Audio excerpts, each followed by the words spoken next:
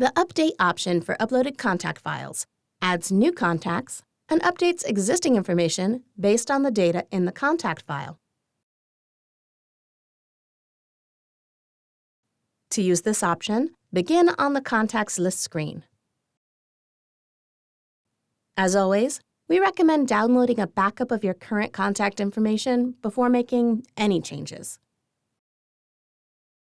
When ready, click Uploads. Click Upload to Portal and click Upload Contacts. From here, you'll select your contact file. It should be noted that some of the data in any contact file has specific formatting requirements. If needed, details on those requirements can be reviewed in our Formatting a Contact File for Upload video. There are 4 choices for how information in the file will be applied. Update is the first choice and selected by default.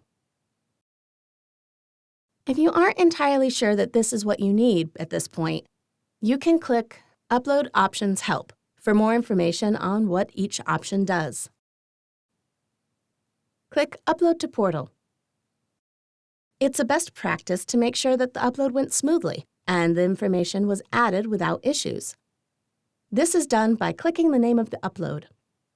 This brings you to a screen that breaks down all the possible outcomes: loaded without error, loaded with error, and not loaded, critical error.